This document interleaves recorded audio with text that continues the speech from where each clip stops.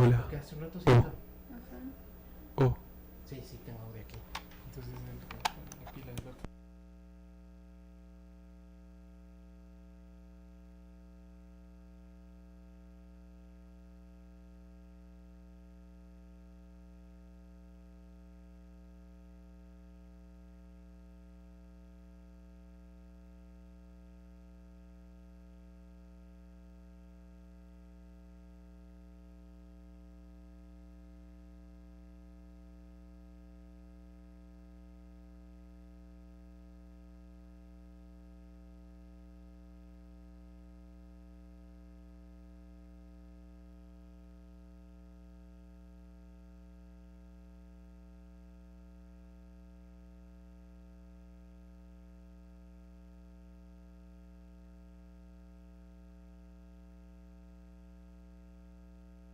¿Aló?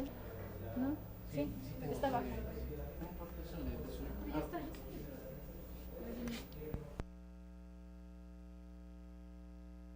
Hola. Oh. Oh. Desde ese micrófono que está funcionando.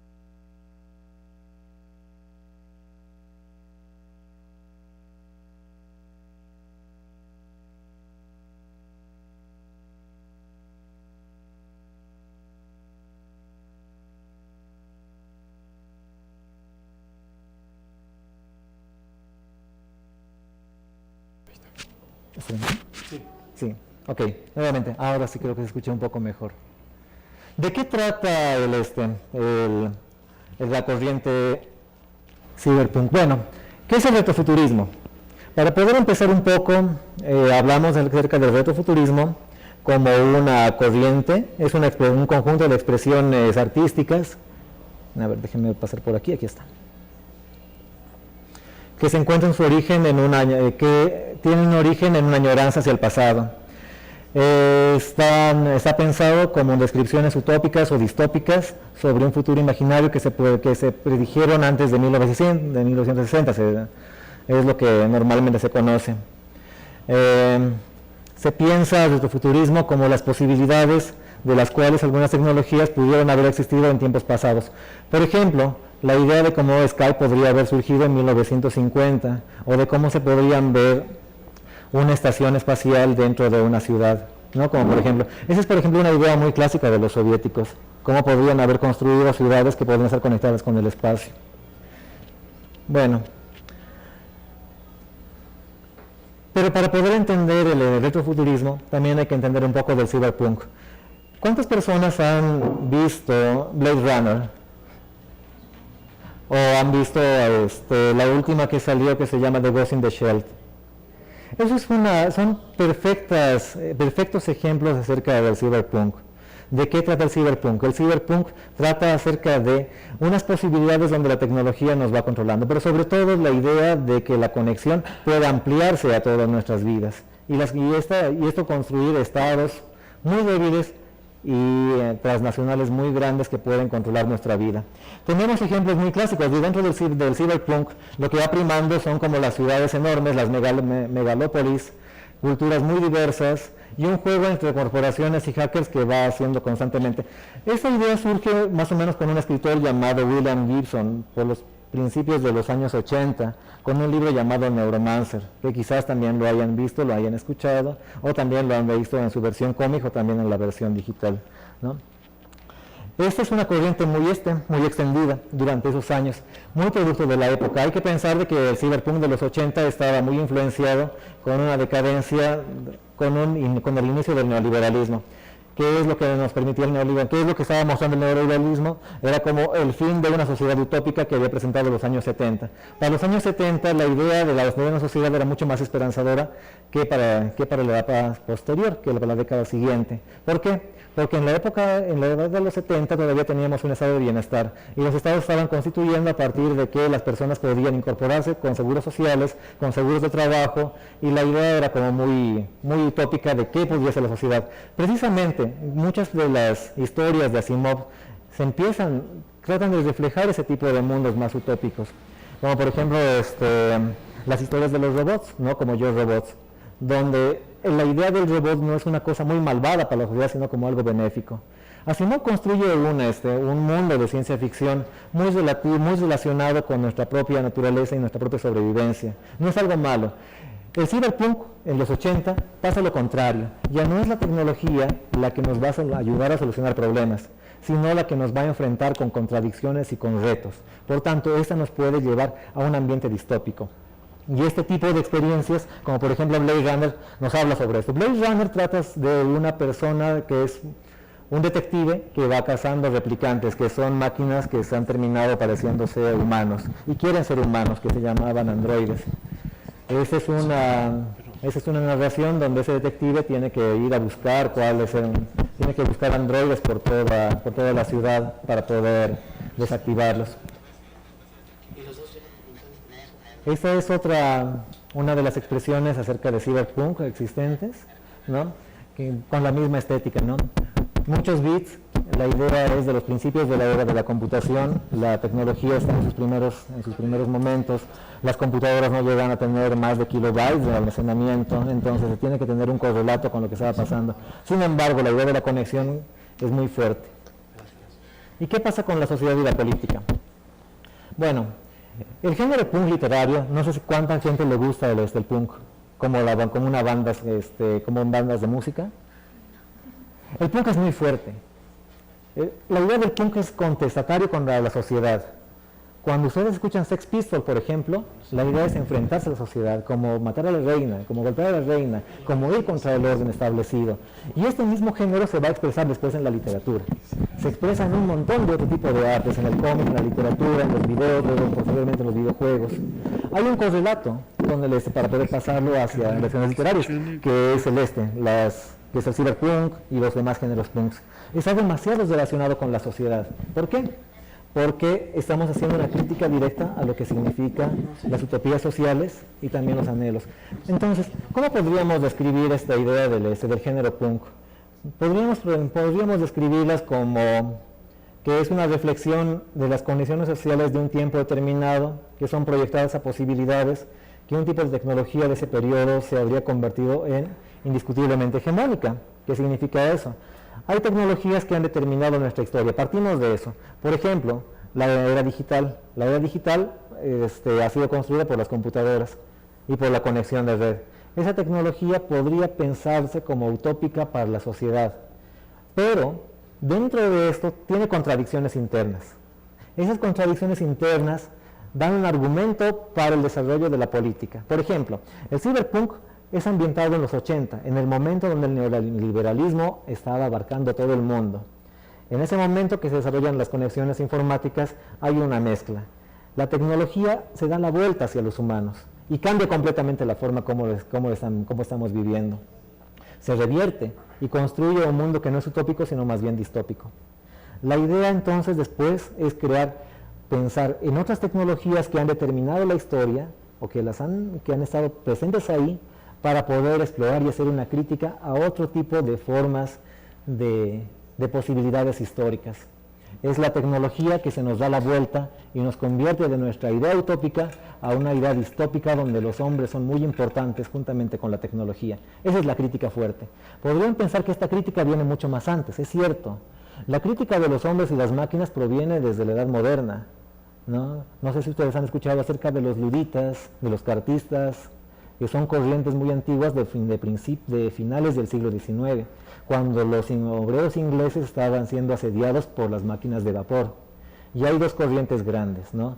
Una corriente que intenta destruir a las máquinas, y son anarquistas que van y destruyen a las máquinas porque pensaban que les iban a quitar el trabajo. Y otra corriente, por otro lado, se dedica a hacer un trámite más burocrático. Pero es una crítica ya hacia la tecnología. Para este tiempo, se nos presenta otro tipo de crítica a la tecnología cuando lo digital emerge y cuando las conexiones se hacen globales. Y parece que todo el mundo, precisamente en ese momento está en auge la teoría de Niklas de la aldea global, que nos dice que todo el mundo podría conectarse a sí mismo y todo nuestro mundo sería solamente un reflejo de un pequeño lugar. Todos nos conectamos y al mismo momento somos todos una gran comunidad. Lo cual al final se demuestra que no es completamente cierto y esas críticas la hacen visible. Entonces, hay subgéneros para poder entender el retrofuturismo. Como habíamos hablado de que son diferentes tipos de tecnologías la que han desarrollado la humanidad, también se puede expresar esto en ese tipo de géneros. Por ejemplo, el steampunk. El steampunk es un género que ustedes también lo conocen muy bien, ¿no? Si han visto Sherlock Holmes, la película con Robert Downey Jr., ese es un perfecto ejemplo de cine steampunk. ¿Cuál es la idea acá? Es la máquina de vapor. Es finales del siglo XIX. Cuando, en una época victoriana, tenemos a una reina muy poderosa, el Reino Unido también, que es un imperio global, y una máquina de vapor que se hace hegemónica dentro de las tecnologías, y toda la sociedad es determinada por la máquina de vapor. Esto nos permite soñar otros mundos posibles, donde un imperio ha conquistado completamente el planeta, donde hay un modelo de colonización global, y que todas las máquinas están obedeciendo al vapor, obviamente, ¿no? Ustedes han debido ver otro tipo de referencias. En el anime se trabaja mucho sobre este género. También en la cultura popular, máscaras y otras. Otro de los ejemplos es el dieselpunk. El dieselpunk, si han visto la película Mad Max, es otro ejemplo muy clásico.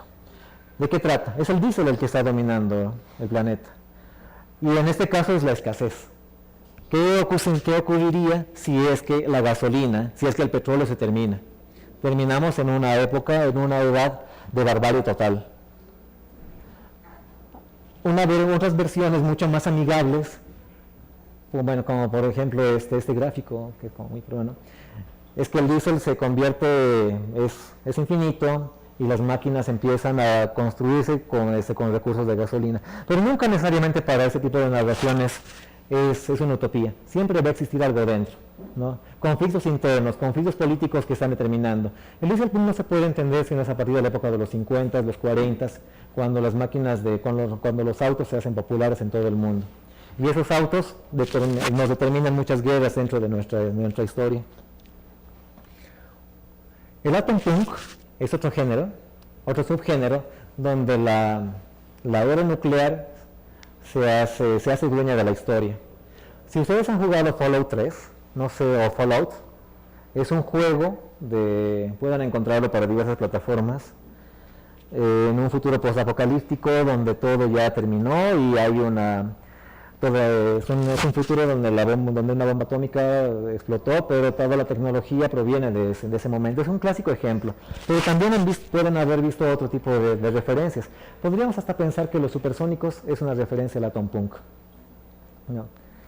Porque estamos viviendo en una época donde la energía nuclear es el paradigma y es como la promesa con todos, ¿no? El clock punk, que también es una de mis preferidas. Esa se piensa en el Renacimiento, donde las maquinarias son las que dominan, las maquinarias del reloj. Esos engranajes que son muy característicos llegan. Han debido ver una película llamada Hugo.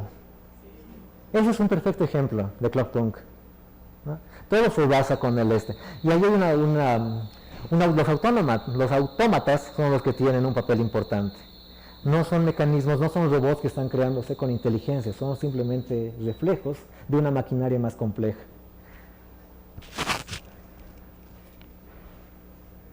Steampunk, incluso hasta podríamos pensar que los picapiedras es una expresión de esto. Nuevamente, es la edad de la piedra, la edad de la piedra la que está determinando todo. Es la piedra y los inventos que ha generado la humanidad con esto las que nos permiten imaginarnos un futuro posible, pero que al mismo tiempo también tienen contradicciones, ¿no? Y hay otros más, hay muchísimos más. De hecho, van inventándose cada vez más subgéneros, a partir de tecnologías más específicas que existen. Por ejemplo, el beat punk, que es algo muy nuevo, que se piensa en los inicios de la era informática, y en el momento en cuales las primeras células terroristas empiezan a surgir en el planeta. Es como muy específico. O el biopunk que nos está hablando de la ingeniería de la biogenética. El nanopunk de la nanotecnología. El dream punk que habla sobre la alquimia, ¿no? Es algo como mucho más mágico. O el post-cyberpunk, donde ya las conexiones son generales, no se piensa como un mundo tan distópico, se está pensando como una cuestión mucho más centrada, más localizada en nuestro mundo que estamos viviendo. Pero bueno, ¿Quién fue al final Nikola Tesla y por qué estamos hablando sobre esto en esta charla? Todos ya han visto la exposición que tenemos aquí atrás. Bueno, ¿quién me puede decir quién es Nikola Tesla?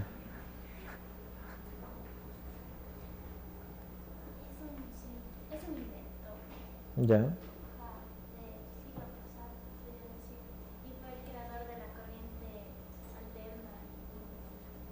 Muy bien. ¿Alguien más?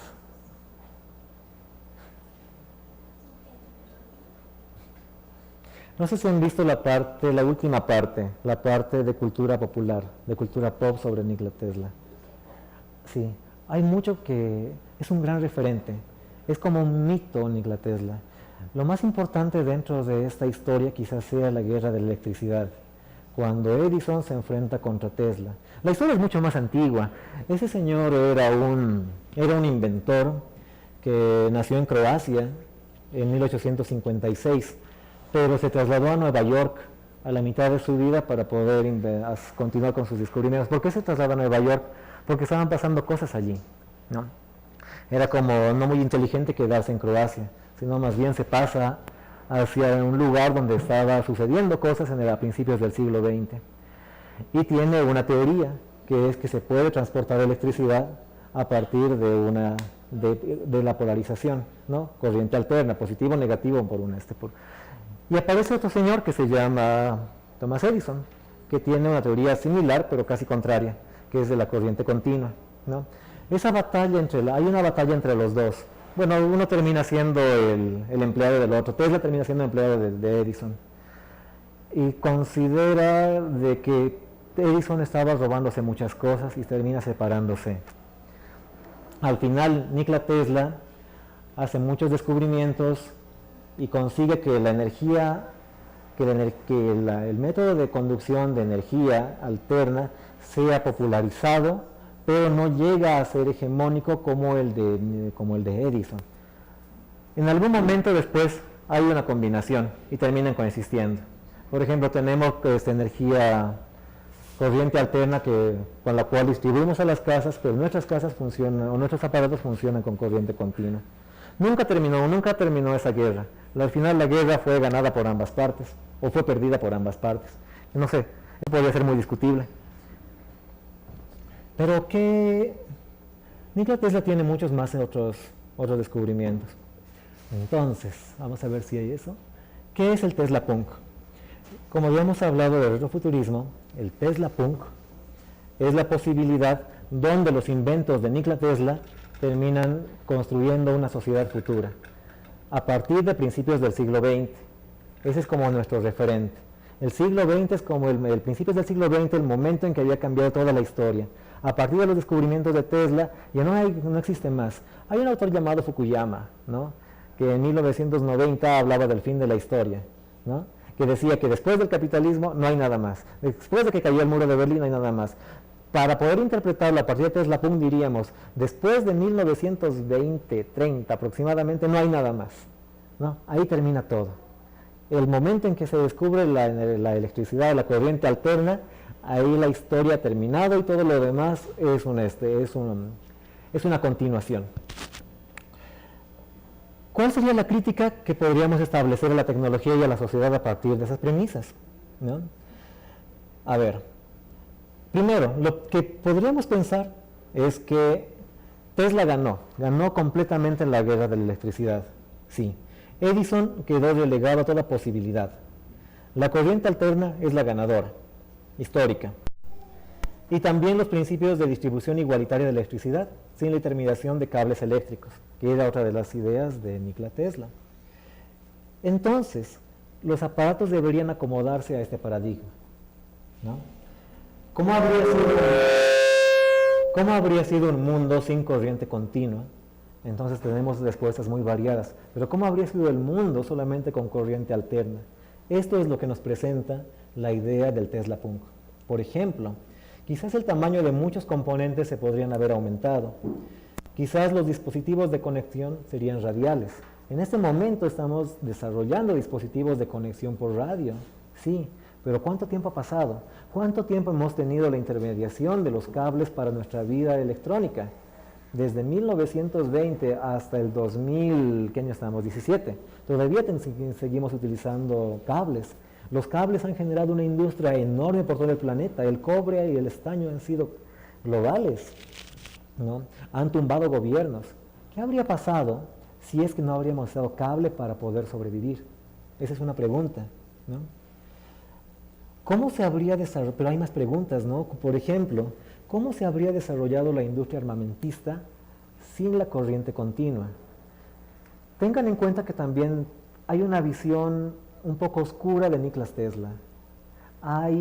Dentro de la cultura popular se le atribuye la creación de muchas cosas. Por ejemplo, el proyecto HARP. No sé, han debido escuchar a ustedes. Hace varios años era como muy popular. Se atribuía el proyecto HARP a un invento de Nikola Tesla para controlar el clima. Y se le atribuía a Nikola Tesla, es una de sus patentes, la construcción de una máquina que desaparece hombres, una máquina desintegradora. Está patentado en Estados Unidos, en Nueva York, una máquina que desintegra. ¿Qué habría pasado para la industria armamentista si es que Tesla habría sido el inventor reconocido por toda la humanidad? ¿Qué tal si no habría existido un Einstein? ¿Qué tal si solamente se habría mantenido él y toda su corriente y todos sus discípulos? ¿Cómo habrían sido las guerras? Pero ¿cuáles habrían sido también las relaciones políticas dentro de los diferentes países ahora? ¿No? ¿Cómo serían las relaciones internacionales? ¿Cómo se habrían desarrollado las guerras? Son preguntas que tenemos y son preguntas con las que están basados esta idea del Tesla Punk. En la cultura popular tenemos algunos ejemplos. Por ejemplo, ese es un videojuego que se llama Tesla Punk, que creo que no podemos ver. Si hay internet podríamos verlo. Command & Conquer, si es que algunos lo han jugado, es un juego también muy clásico. La premisa es que Einstein es el que inventó una máquina del tiempo, pero están jugando también con la posibilidad de que Tesla había desarrollado muchas armas, ¿no? Ese es un ejemplo, como el Capitán Swing y los piratas eléctricos de la isla Cenicienta, que es un cómic que lo pueden descargar, que está en internet. Es un poco difícil de conseguir, pero bueno, es posible, que también explora las mismas posibilidades. En 2008 aproximadamente, sí. Y bueno, y también tenemos como muchos gráficos que están en DeviantArt o en otros que exploran las posibilidades, donde líderes mundiales habrían tomado este tipo de iniciativas. Entonces, una cosa que podemos hacer, pero ya, esa es como una introducción, una cosa que podemos hacer nosotros, ahora que estamos aquí, es tratar de imaginarnos una posible sociedad, y podríamos estar como compartiendo cómo ustedes pensarían un mundo diferente. Para poder hacer eso, lo que vamos a hacer es hacer una pequeña historia entre nosotros. Una cosa muy simple, si alguien se anima a compartirla, pues muy bienvenido, y además con nuestras referencias históricas. Lo primero que vamos a hacer entonces es cómo se cuenta una historia. Una historia normalmente pasa por una premisa, tiene una introducción, tiene el desarrollo de un conflicto, tiene el declive del conflicto, tiene el punto de giro, la evolución y el gran final. Entonces, tenemos que armar un contexto. Por ejemplo, piensen ustedes un contexto histórico en el cual les gustaría armar su historia. Tesla Punk, ¿no? Esta historia tiene que partir después de los años de 1920 hasta la actualidad. Piensen en algún momento histórico. Este puede ser la Guerra Fría, esto podría ser la Segunda Guerra Mundial, podría ser la Guerra de las Malvinas, podría ser, ¿sí?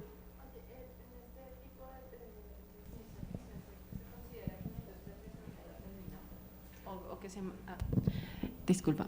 Que mi pregunta es si esto contempla que la industria petrolera se desarrolla y se mantiene o se acaba. Hay una posibilidad, siempre hay muchas posibilidades. Porque para este momento ya está desarrollado el motor a combustible. Ajá. Entonces, no, eso quería saber. No es como el steampunk que se quedan en la máquina de vapor. Sí. O ya hablaron de esto, llegué tarde. Mira, sí, pero vamos a seguir con esto. Yo solamente te estoy dando como ideas y te lo voy a responder ahora en ese mismo ejemplo. Pensemos en el contexto histórico ahora, ¿ya? El contexto histórico podría ser la Guerra Fría. Solamente pensemos, vamos a hacer un ejercicio. Vamos a necesitar ahora tener una de las tecnologías de Tesla para poder pensarlas. Por ejemplo, podríamos pensar en la corriente alterna, en la supremacía de la corriente alterna, en la distribución de la luz. Tesla también pensaba que la luz podría distribuirse completamente. El control remoto. Tesla inventó el control remoto. La idea del control remoto para poder Bueno, eso. El motor eléctrico. El motor eléctrico había empezado con él. Sí, es cierto, hubo toda una generación, pero fue detonado por la industria petrolera. La comunicación inalámbrica y la energía ilimitada. Esa era otra de las ideas de Tesla que lo estaba desarrollando. Entonces, pensemos en una de esas tecnologías y ahora pensemos en un personaje. Por ejemplo, el personaje de mi historia podría ser Stalin, de la Segunda Guerra Mundial o de la Guerra Fría. Y un antagonista, que podría ser una contradicción social. Por ejemplo, podría ser simplemente una persona o podría ser una industria petrolera, podría ser una corporación o el propio Estado. Dentro de mi ejemplo, para poder armar una historia Tesla Punk, tendría que mi contexto es la Guerra Fría, la tecnología que lo presento es la energía ilimitada gratis y mi personaje es Stalin. Entonces, ¿cómo sería mi historia? Sería como Stalin llega a constituir una poderosa Unión Soviética en bases centrales de producción de energía eléctrica. Su poder político no solo se ha mantenido por medio del terror, sino también por el desarrollo tecnológico. Sin embargo, una corporación petrolera ha constituido una serie de guerrillas para anularle y desprestigiar la energía libre en base a la propaganda. La guerrilla está ganando muchos adeptos en su territorio que ven al petróleo como un símbolo de la libertad económica. Entonces la respuesta está ahí. Está y no está. Según esta visión, la energía, el petróleo habría terminado, pero existe la posibilidad de que esté dentro como una contradicción dentro de la propia tecnología.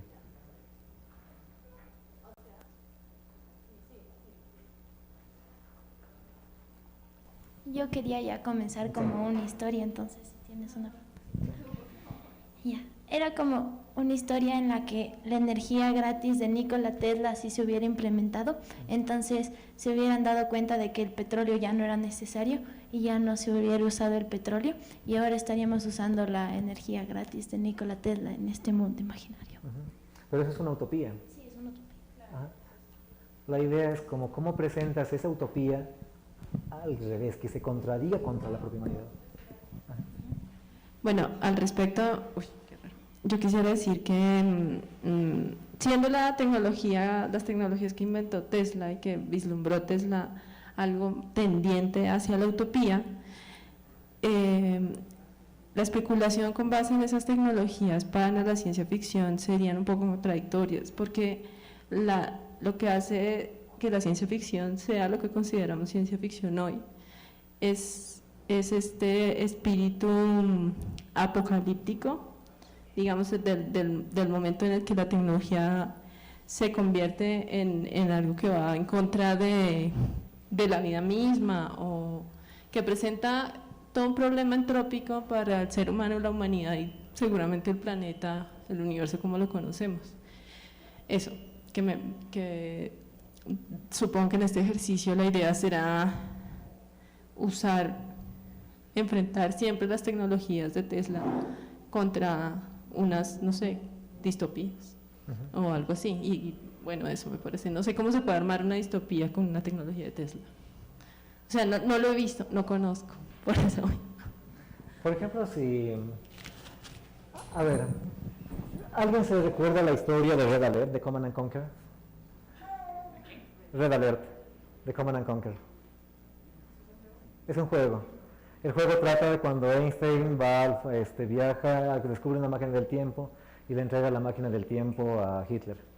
¿Qué es lo que pasaría allí? ¿No? ¿Qué es lo que pasaría si es que la energía libre estaría en manos de alguien como Hitler? ¿Qué es lo que habría pasado? ¿Podría producir un beneficio para la humanidad? Lo más probable es que la energía sería tan barata que no tendrían que haber guerras por la energía. Pero al mismo tiempo, ¿cuál sería la contradicción de eso? Que podrían existir empresas que quieren posicionar a otro tipo de energía y esos van en contra de la propia sociedad o dentro de la propia utopía. O de regímenes totalitarios. Por ejemplo, en el steampunk, la idea es bien interesante porque es un gobierno monárquico el que ha constituido todo el planeta, ¿no? Y son pequeños gobiernos monárquicos los que están haciendo negociaciones. Es la idea del colonialismo total por medio de la máquina del vapor. Diego. Sí,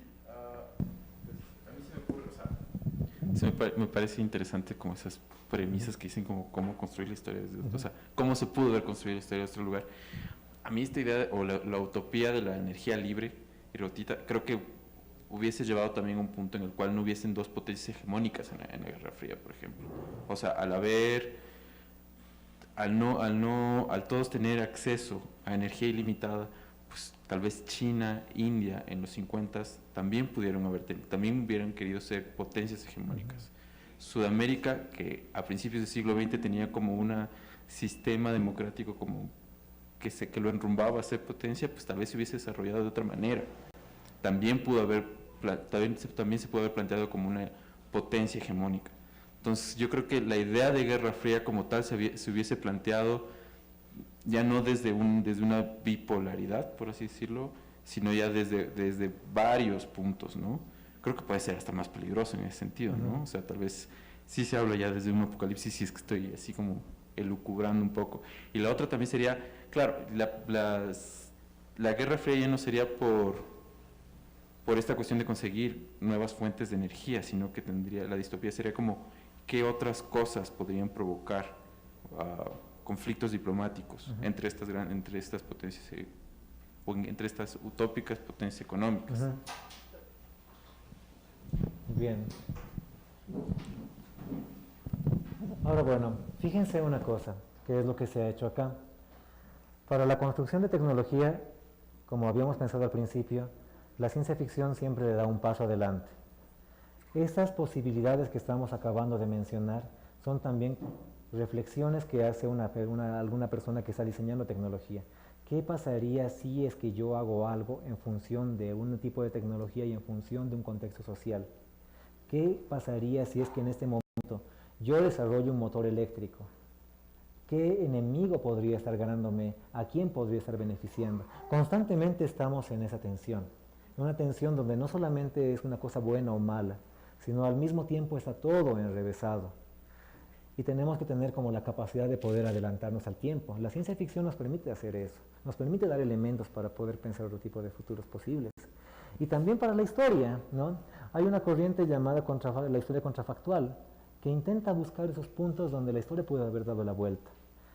El género de ese retrofuturista intenta explorar eso. ¿En qué momento la historia podría haber cambiado y con qué tipo de elementos podría haber cambiado? Podría haber sido con la piedra, podría haber sido con la relojería, podría haber sido con la basura, podría haber sido con el petróleo, ¿no?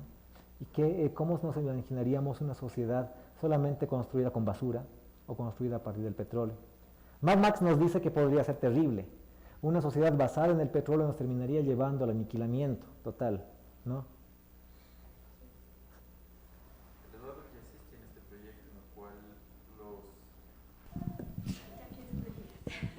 Sí, en el que los españoles no conquistan América, sino los aztecas conquistan Europa.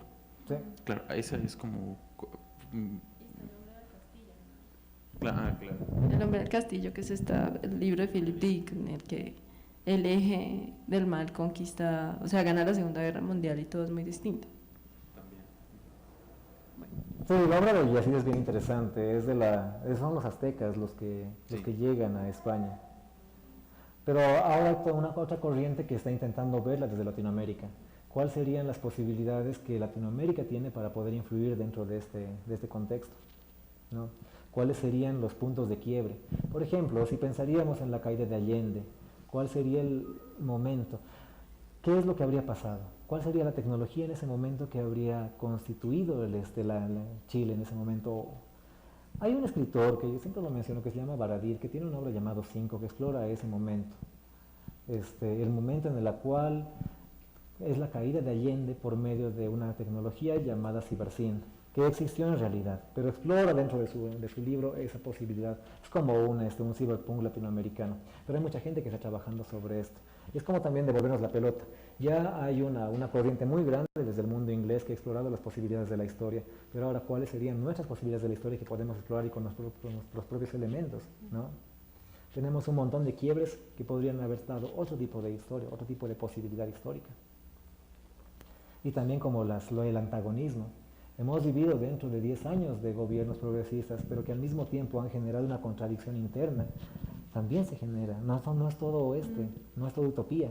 Está dentro creciendo un mal que al final termina consumiendo todo. Sí. Esa es la idea de esta gente, ¿no? Por ejemplo, ¿qué tienes ahí? Tienes a Churchill, ¿no? Churchill es demasiado discutible, pero vamos a explotarlo mucho más. No sé, eso. Y bueno, la idea de esta charla era hablar un poco acerca del retrofuturismo, pero sobre todo también pensar en que esto nos sirve para poder hacer diseño de tecnología, porque ese tipo de reflexiones nos sirven para anticiparnos, para poder ver que hay mucha literatura, que pueden ver mucha televisión, pueden ver mucho cine, hay demasiadas películas, sería imposible. Estaba revisando una lista de películas que podrían ver, pero son demasiadas ya se ha sobrepasado los límites que podemos ir, lo que es como el tema de un estudio muy grande. Pero si están interesados en poder desarrollar cosas, creo que la ciencia ficción es un buen referente para poder hacer un avance. Y no sé si alguien tiene alguna historia más que nos quisiera contar, alguna referencia, alguna...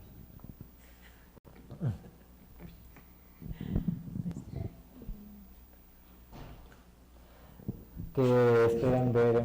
Va a salir una película de Blade Runner próximamente, también creo que sea buena verla.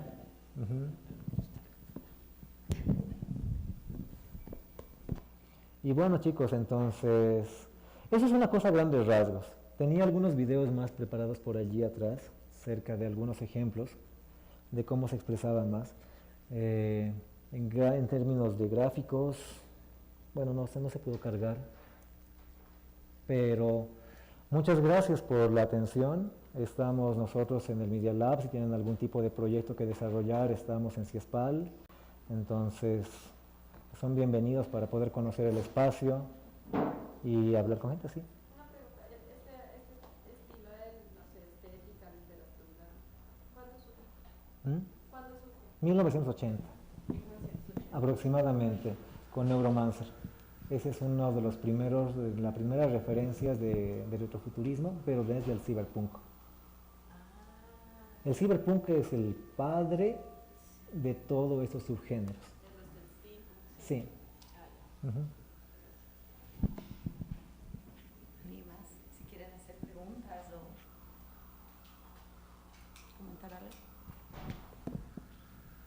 Y bueno, nada, pues quedamos para poder hablar un rato acá entre nosotros y vemos.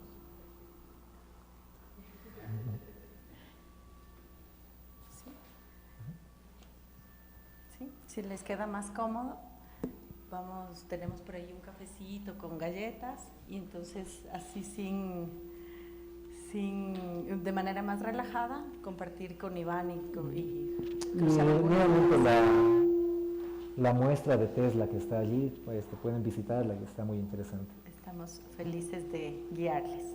Así que muchas gracias, un aplauso Iván. Gracias por...